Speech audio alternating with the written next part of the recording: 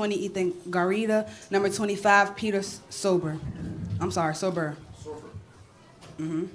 Before we open up for questions, we'll have an opening statement from head coach Jason Armstrong. What a game. Can I say that? What a game. You couldn't have asked for a better semifinal between two teams. I know we're not projected to be here. We're the 6th seed. We're like the Cinderellas of this tournament, but we're gonna keep dancing because we're not done yet.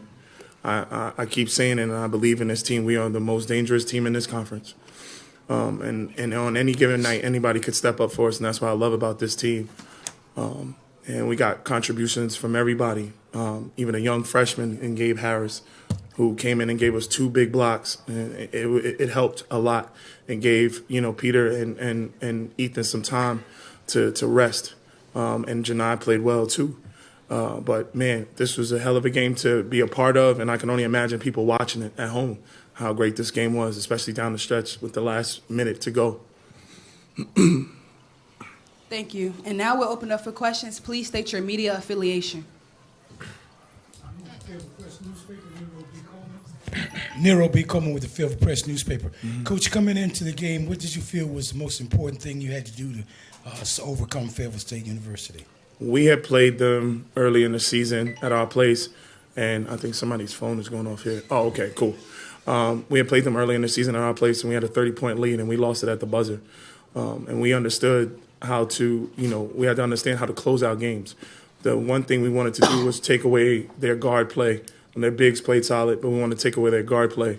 And so that's one of the things we did well.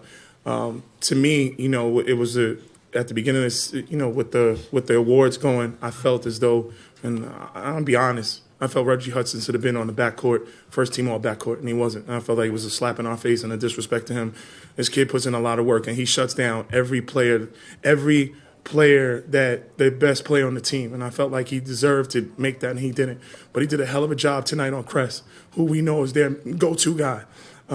And you being from Fayetteville State, let me just say this real quick. This game meant more to me than any of these guys understand, because my mom graduated from Fayetteville State, and my mom passed away. And so this game meant a lot to me and my family because all her sisters graduated from Fayetteville State. And so beating them tonight was huge for me and my family. And so this was big. This was huge for us. But we're not done. We're not done yet. We're not done. We came here for something, and we're playing for it tomorrow night. Chris Murray, Baltimore Times. My question to you, that 9-0 run to kind of get you guys going in the second half, how huge was it, and how it was like you guys played with a lot of confidence on the defensive end as well, especially down the stretch? Defense is what we teach, right? And that's what we hang our hats on. The one thing that we do well is we go on a run. And when we go on a run, we don't look back. And that's the thing I love about this team, is that even though when teams hit us and they punch, we come punching back. And that's one thing with that 9-0 run that was huge for us. And we didn't look back after that. We just kept rolling. And we took great shots. We went to the basket. We were looking for each other, swinging the ball. But then the defense picked up.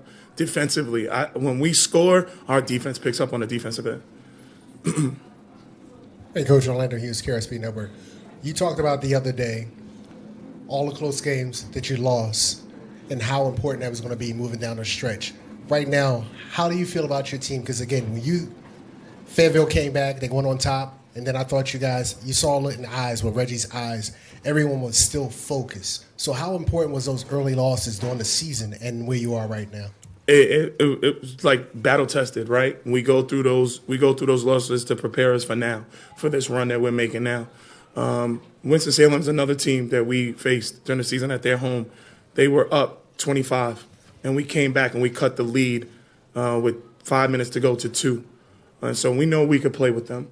And we look forward to it, and we look forward to the challenge. It's going to be fun. It's going to be fun tomorrow. It's going to be fun. LJ Shepard, CIAA Media. So tomorrow, 2 of the best crowds and fan bases in the CIAA face off. Do you think the crowd's going to be a major part in tomorrow's game? I do, because I think we're going to have more fans here tomorrow, which is going to be crazy for us. Winston-Salem has a following, and we know that, and we're okay with that. We have a following, too. Our fans will be here. We'll be heavy tomorrow, because if our girls make it, oh, boy, it's going to be fun. When they make it. When they make it. Right. When our girls make it, it's going to be fun in here tomorrow. And are there any more questions? Y'all might as well start calling this the Lions Den Part 2. Facts. I got a question. How do you feel The mic. make it to the championship as a first-year head coach without anybody knowing that you would be there? Hold on, I'll ask it again. Hey, Coach. How does it feel making it to the championship when nobody even thought you'd be here? Not even the Lincoln. Listen, it's a testament to this team. It's not about me. It ain't about me. It's about y'all. It's about y'all. Y'all won it, and that's all I could ask for. As a coach, every day that we've been here, you guys have been locked in, and I don't expect anything different tomorrow. This team has been locked in, man. You guys have no idea, and I mean from the bus to breakfast to practice, guys are locked in. We're not arguing with each other. We're not fighting with each other. We are one family, one team. We say we, us, together, family, and that's what we've been since the beginning. And it's coming together, and it's a beautiful thing. And not only are we playing for ourselves, but one of our players had his father pass away, and we're also playing for him. It's Mr. Naslet, Senior. We're also playing for him. And so we have a why also, because I want two things. I want to see Corey and Amir go out with a championship, but I also want to have Nas get a championship because I know his father would be here supporting him, and his father would be at every game at the CIAA tournament without question, because he always was at every game for us and sat right underneath the basket. And as we go into the locker room, he'll say something to one of the players, like, encouraging guys. And so that's a testament to our team, and I want to see him get one. You have a lot of Lincoln alum in the Philadelphia area and whatnot. How does it feel to be in this, be in this final tomorrow night for all the people who root for you up in that area? Oh, it's like I said, when the women make it, it's gonna be a Lions Den Part 2 in here. It's gonna be crazy. I hope they have more tickets ready for us. Excuse me, before you're in the press conference, I want to give a shout out to Coach Jay because as an interim coach, nobody believed in him. And also Coach Keyshawn, who does an amazing job with the scout. He's a true student of the game, and he doesn't get enough credit. That's a fact. Yeah. It's a fact. And with that being said, this is the end of the press conference. Congratulations.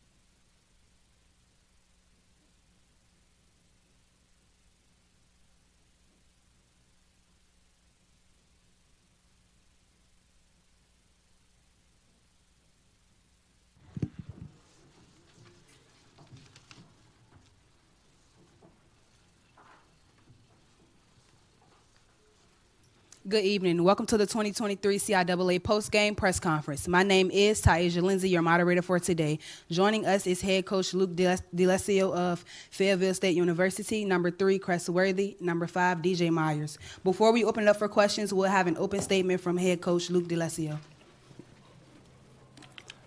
I mean, it was a really tough, hard-fought game. Lincoln is a very good defensive team and very physical team. And, you know, I thought both teams wanted to win this game really, really bad.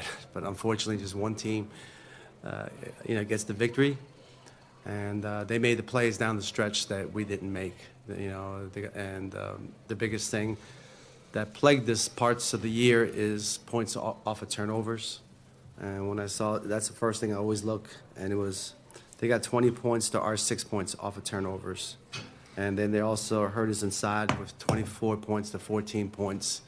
And then, you know, and they made some, you know, I thought we did a great job defensively. This is our kind of game.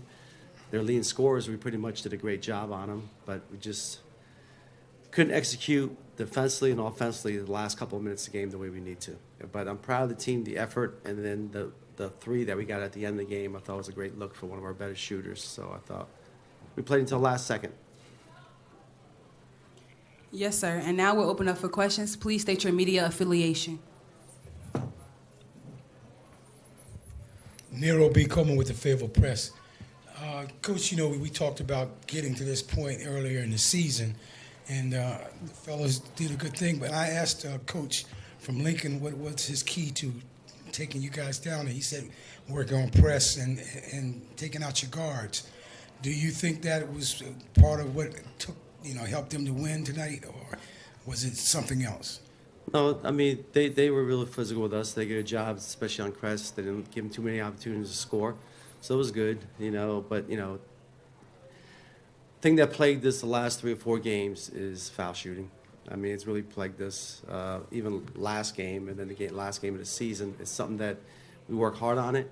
And to me, that always comes out to be a difference, especially these tournament games, because the teams are pretty evenly matched. So, but if you're a good foul shooting team, it makes up for some, you know, points that you can get easy. But if you're not, you know, we struggle with that. And then we struggle with shooting all year long. The other thing we had to be is these are the only 2 seniors that play on our team, so we're actually a young team. With our shooting, you know, we struggled with it, and the only thing, I tried everything. You know, I keep telling our team, you know, if we could just be an average shooting team, it would be a hard to beat. But, you know, unfortunately, I think we're like last in all those categories. And we make it up with defense, but, you know, eventually you got to be able to score some points, and we weren't able to score points when we need them. Chris Clark, CBS 17. I know this isn't the way that you wanted it to end up here, Coach, but what does it say that you are and the team is so disappointed at the standards you set, really, to be expected to make it back to the championship every single year down at Fayetteville? Well, you know, some of these guys from last year is the first time that they've been through the losing part of it, which is really tough. You know, that's not easy for any team playing. But, you know, we try to run our program that we expect to win, and we try to do everything to put us in positions to win games, you know, in the off season, in the summer, in the fall.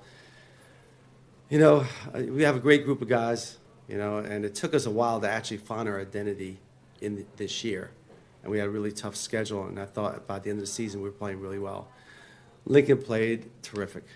I mean, you know, they were disciplined, they played hard, you know, they dominated inside. It was a tough game, and they made those plays down the stretch that needed to be made, and we couldn't get the stop when we really needed to make it stop. But, you know, we do expect to win, but a lot of hard work. You know, when I told the team this year is, okay, we're trying to win another championship, but there's only been 3 guys on the team that actually won a championship. So the other guys could talk all they want. They didn't go through the heartache during the last year's season, part of it, and then winning that championship. So it's new to them. So hopefully it hurts enough that they're going to work hard in the offseason. That's got to be a goal for us next year. And this next one is for Chris. I wanted to ask you about the second half when they came out. Well, you all came out, scored a couple of quick ones, got out front. Seemed like the momentum was going. But what did they change, if anything, to try to slow you all down, if you would? I don't think they really changed anything. I just think we would just kind of feel undisciplined. we was playing off emotion, and then that's when we started turning the ball over, and then we not disciplined on defense. Like Coach said, they all hard right drivers. We was letting them go right. So just little stuff like that, and then like you said, in a game like that, we can't have those type of mistakes. So that's really all I got.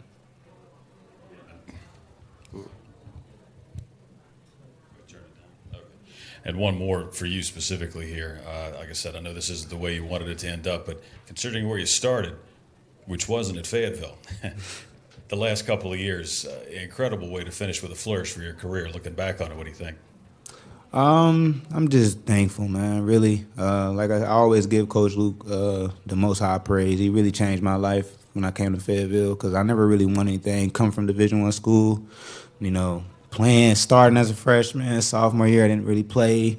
I didn't know what I was going to do, but then, my best friend, Jalen Seegers, he told me to come to Fayetteville, try it out. And I trust Coach Luke. Coach Luke trusted me, and, the rest was history, man. So we made history at the school. I'm okay with where I'm at right now. I know it's a lot of emotion right now from losing, but right now, man, I'm just grateful for the opportunity, man, just because a lot of people don't get this opportunity. So I'm just grateful, man, and I thank Coach Luke. And do we have any more questions? As that was our last question, this is the end of the press conference. Thank you. Thank you. Thank you, guys. Thank you.